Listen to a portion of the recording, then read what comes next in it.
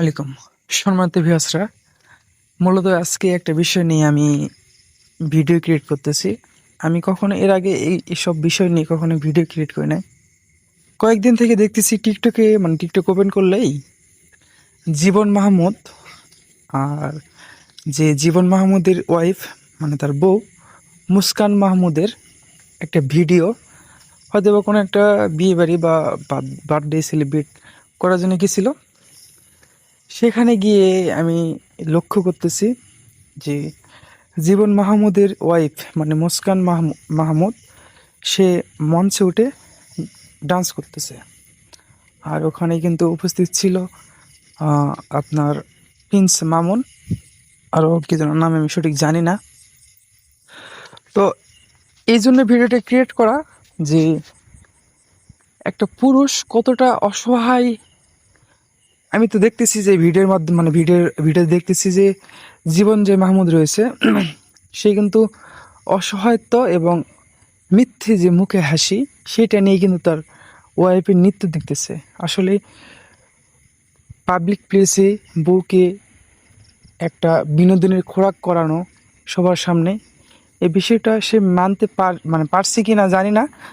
তবে আমি যা দেখি ক্যামেরার মধ্যে, তবে তাদের মিল রয়েছে এবং সমঝোতাও রয়েছে। হ্যাঁ, এখন বিষয়টা হচ্ছে যে এই যে জীবন মাহমুদ যে ভাইটি রয়েছে, এই ভাইটির রিয়াকশান দেখে বোঝা যাচ্ছে যে আসলে যে মিথ্যে হাসি সে ফোটাচ্ছে সবার সামনে, এবং সব যারা ইয়াং জেনারেশনের যে প্রিন্স চামন আরও অনেকে যারা রয়েছে তারা সবাই মজা নিচ্ছে তার বউয়ের নাচ থেকে। তার বউ নাচতেছে আর মজা নিচ্ছে বলা যায় সবাই। তো একটা পুরুষ মানুষ খুব সহজেই কিন্তু এই বিষয়টা মানতে পারে না। আমি ক্যামেরার কথা বললাম যে ক্যামেরার ফ্রেমের মধ্যে আমরা দেখি হৃদয়